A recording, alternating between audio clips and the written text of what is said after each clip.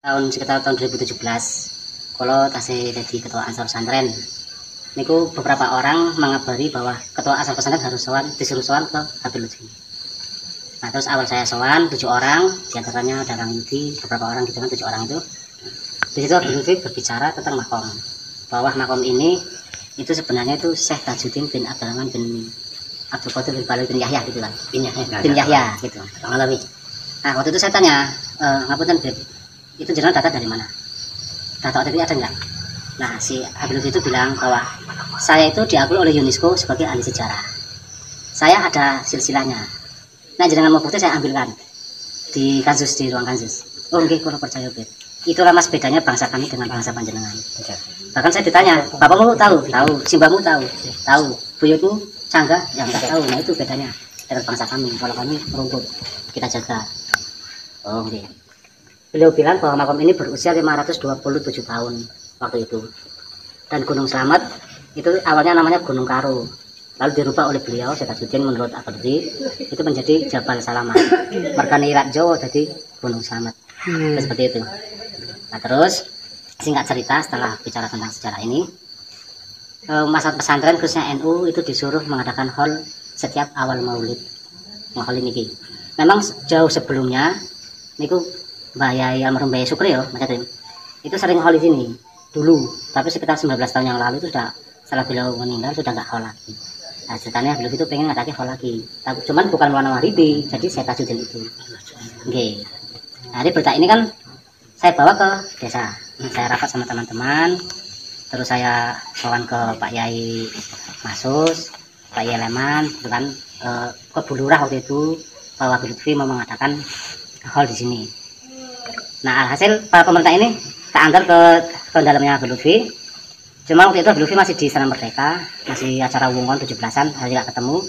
Nah selebihnya para kiai dan pemerintah desa itu kesana sendiri, wirawiri, yang hasilnya menghasilkan sekitar maulid akhir untuk haulnya. Berarti beda dengan yang zaman saya awal maulid. Ini akhir maulid. Nah persoalan Bawarekso, dulu Bawarekso ini ada bangunan tertutup seperti ini ya, ya. Ada bangunannya. Disinyalir untuk kegiatan kemusyrikan. Banyak lah itu rumor di luar banyak. Habib Lutfi ke saya itu bilangnya dibongkar bangunannya, dibikin tiang 4 terbuka, tertutup, dikasih atap saja. Tapi ketika setelah saya sudah nggak ikut andil soal makom, terus pengurus yang sekarang ini sering wirawiri ke sana, ternyata dibongkar sama ikunya apa sebenarnya Tanger ya. Nek yang bagi tengok. Di batu nisannya itu dibongkar, diratakan. Kan menuai kontroversi kan di masyarakat pesantren, khususnya kaum atau kelompok-kelompok spiritual. Nek yang bagi sanjang nggih kejawen. Dan saya pada malam apa itu saya dipanggil oleh kelompok kejawen, ada 7 orang.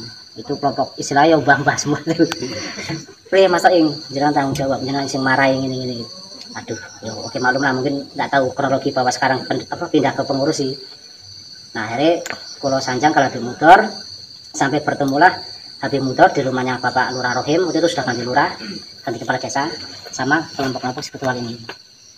Di situ teman-teman dari kelompok kejawen ini menyampaikan keberatannya atas dibongkarnya Mbah Bawarekso ini. Kalau menurut Habib Lutfi, Bawarekso ini bukan makom Bawarekso, karena makom Bawarekso itu ada di Jakarta. Dia dari kerajaan apa Mataram atau apa. Cuman pemahaman masalah pesantren bukan Bawarekso yang dari Mataram itu. Bawarekso dalam artian singkerso desa pesantren dia nih. Gitu. Logikanya teman-teman spiritual kejawen itu nggak mungkin bangsa Arab atau dari Yaman atau dari Maroko ini kesini tanpa ada sing nompol. Otomatis yang terima kan pasti yang punya wilayah. Nek yang bagi bilang sing Bawarekso daerah niki. Lah kok malah nenek moyang kami mau dihilangkan. Bahkan jauh sebelum viral Kiai Imad, kelompok-kelompok kejawen ini sudah berani bilang ke Habib Mudor waktu itu, mau dikoreksi bukan yang salah. Kalau begini berarti jangan mau menjajah Jawa. Iya. Waktu itu sudah seperti itu. Iya. Itu ada teman-teman tadi yang hadir. Ya, para kaum muslimin seluruhnya, khususnya kaum Nahdiyin dan rakyat Indonesia semuanya.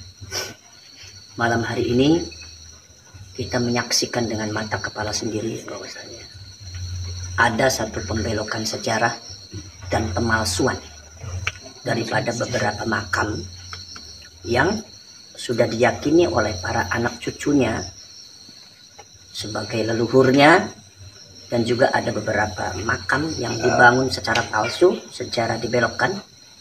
Itu adalah satu hal yang bukan fitnah, tapi itu adalah fakta. Salah satunya adalah ini, Maulana Maghribi ini, saya pernah ngobrol dengan Kiai Maksus bahwa ini adalah napak tilas. Itu tidak ada makomnya. Tiba-tiba ada oknum habaib yang ingin memakomkan napak tilas ini, tempat ini, seolah-olah di dalamnya ada jasadnya, yaitu jasadnya adalah katanya itu adalah Al-Habib Tajuddin bin Abdul Qadir bin Yahya Al-Alawi, marga bin Yahya. Itu sama pengurus dan termasuk maksusnya menolak bahwa ini tidak ada kuburannya. Apalagi yang namanya Tajuddin bin Yahya Al-Alawi ini tidak dikenal oleh masyarakat, tidak ada sejarahnya. Tapi alhamdulillah ini dari Banser kita, dari Ansor, ini saya yakin nih pahlawan. Amin. Pahlawan bangsa ini. Minimal pahlawan leluhur yang ada di Pemalang. Mudah-mudahan menginspirasikan kepada seluruh Ansor dan Banser. Amin. Seluruh Indonesia bisa seperti beliau. Beliau punya keberanian sangat luar biasa. Nah, ini beliau bertanya langsung, panjenengan datanya mana? Panjenengan sejarahnya dari mana? Karena nama itu sangat baru ya, sama sekali tidak pernah dikenal oleh masyarakat yang ada di sini. Itu makanya. Tapi beliau menjawabnya bukan menjawab data, tapi menjawabnya seolah-olah semacam akan membalikkan. Sampean bin siapa ya, sebetulnya itu nggak perlu banyak. Sebetulnya nggak perlu. Yang penting adalah ini sejarahnya dari mana? Kenapa? Karena kalau di sini itu ada makamnya Habib Tajuddin bin Abdul Qadir bin Yahya Al-Alawi, ini harus ada datanya. Nah sekarang data yang ada di Pemalang tidak ada, masyarakat nggak ada yang tahu.